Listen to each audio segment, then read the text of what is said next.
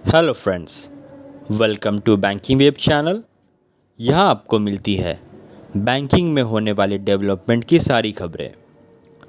Friends, आज हम बात करेंगे बैंक्स में होने वाले वेज रिवीजन का, जो कि ड्यू है 1 नवंबर 2022 से।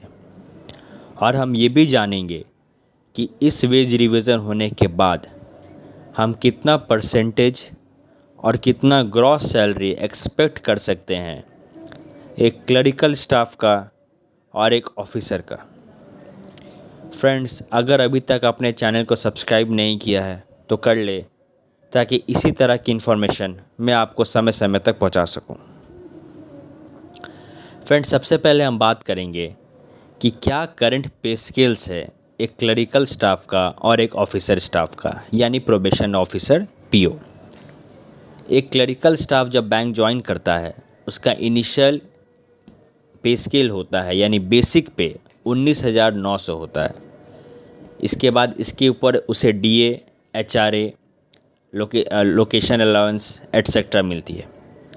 इसके बाद सालाना उसका बेसिक पे 1,000 रुपया इंक्रीज़ होता है।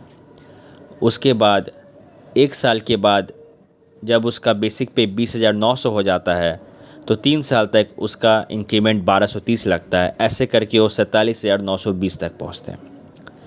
इसी तरह ऑफिसर का अगर बात करें तो 36,000 से शुरू होता है। 7 साल तक उनका इंक्रीमेंट 1,490 लगता है और अंत में स्केल 1 ऑफिसर, जो कि पीओ होता है, 63,840 उनका बेसिक पे पहुंचता है। फ्रेंड्स, अब हम बात करेंगे कि क्या एक्सपेक्टेशन हम कर सकते हैं। फ्रेंड्स, सबसे पहले मैं आपको ये समझा दूं कि जो बैंक्स में जो वेज रिवीजन होता है, यानी कि बाइपर्टाइट सेटलमेंट, वो आप ग्रॉस में डायरेक्ट परसेंटेज इंक्रीज़ करके कैलकुलेट नहीं कर सकते। सबसे पहले जब सेटलमेंट होता है तो एक कॉर्पस अमाउंट लिया जाता है कि वेज रिवीजन में कितना कॉर्पस अमाउंट है। उसके बाद एक परसेंटेज लोड फैक्टर के तौर पर डीए को बेसिक में मर्ज करने के बाद लाया जाता है। उसके बाद परसेंटेज का जो पार्ट्स बच जाते हैं उसे special allowance, locational allowance, DA on special allowance, इन तरह चीज़ों पे बांट दिया जाता है। लेकिन फ्रेंड्स, एक अगर हम ऊपर देखें तो इन सब मुद्दों के अलावा हमें एक आइडिया मिल सकता है कि ग्रॉस सैलरी पे ओवरऑल कितना इंक्रीज़ हर बाइपर्टाइट सेटलमेंट में होता है और कितना हम एक्सपेक्ट कर सकते हैं 12th बाइपर्टाइट सेटलमेंट में, जिससे हमें एक लंप सम अमाउंट पता चलेगा जिसके आसपास ही हमारी ग्रॉस सैलरी 1 नवंबर 2022 से बनेगी, अगर सेटलमेंट उस टाइम साइन हो जाता है तो। फ्रेंड्स, सबसे पहले आप शीट में देख सकते हैं 10th बाइपर्टाइट में जो क्लरिकल स्टाफ का बेसिक पे 13,075 था, उसका ग्रॉस बनता था 27,214। और जब 11th बाइपर्टाइट सेटलमेंट जो साइन हुआ, उसमें आप देख सकते हैं जो परसेंट इंक्रीज़ ओवरऑल आप देख सकते हैं ग्रॉस में, वो 15.60 हुआ था। ऐसे तो फ्रेंड्स 15% हुआ था, उसके कंपोनेंट्स अलग अलग बांटे गए थे बेसिक में, स्पेशल रॉन्स पे। पर अगर आप ओवरऑल देखेंगे तो ग्रॉस में जो चेंजेस आए थे 15.60% के आसपास आए थे। तो इसके अकॉर्डिंग फ्रेंड्स, जो ग्रॉस बनता है इनिशियल जो बना था 11th बाइपर्टाइट के टाइम में क्लरिकल स्टाफ का, वो था 31,459।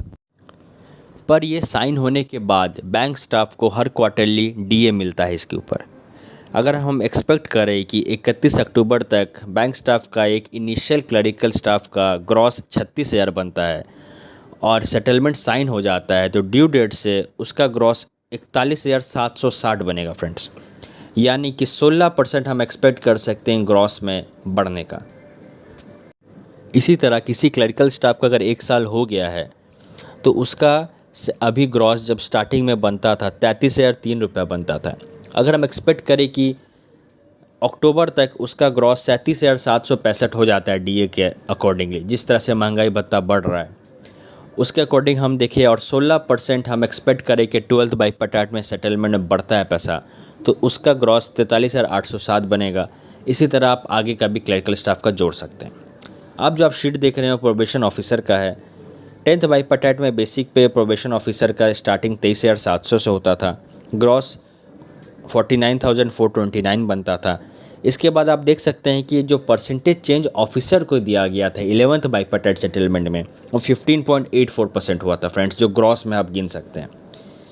तो आप देख सकते हैं जो स्टार्टिंग ग्रॉस बनता था 57,260 बनता था 11th बाई पटेट में, पर इसमें अगर आप डीए जोड़े और अगर 31 अक्टूबर तक हम एक्सपेक्ट करें कि जैसे सैलरी बढ़ रहा है 68,000 अगर एक ऑफिसर का पहुंच जाता है, तो इसमें हम 16% ग्रॉस सैलरी हम एक्सपेक्ट कर सकते हैं 11th बाई पटेट में बढ़ेगा, 12th बाई पटेट में बढ़ेगा फ्रेंड्स।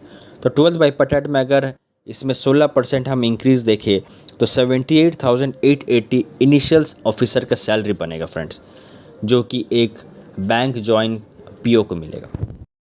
इसी तरह से आगे के स्टेज के ऑफिसर्स भी अपना देख सकते हैं कि कितना एक्सपेक्टेशन ग्रॉस वो कर सकते हैं 12th बाई पटेट सेटलमेंट के बाद।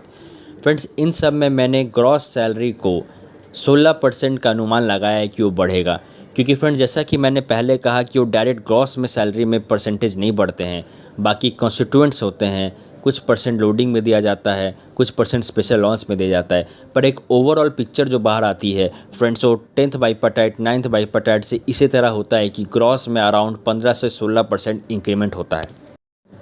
तो फ्रेंड्स इस तरह से हम देख सकते हैं कि क्लरिकल स्टाफ का जो ओवरऑल वेज रिवीजन के बाद बढ़ोतरी होगा ग्रॉस सैलरी यानी टोटल सैलरी में, वो आप एक्सपेक्ट कर सकते हैं 5,200 के आसपास ज़रूर होगा फ्रेंड्स। और एक ऑफिसर स्टाफ का अगर आप देखिए तो 10,000 के आसपास यानी 10,880 के आसपास ज़रूर बढ़ोतरी होगा फ्रेंड्स ये पिछले ट्रेंड्स को देखते हुए मैंने ये वीडियो बनाया है, और मैं ये श्योर नहीं कह सकता कि यही होगा, पर अगर पिछले ट्रेंड्स को हम देखें और ओवरऑल इंक्रीज़ देखें तो फ्रेंड्स इतना ज़रूर बढ़ना चाहिए। फ्रेंड्स इसी तरह के वीडियोस अपडेट्स आप आगे भी पाने के लिए चैनल को सब्सक्राइब करें। Thank you.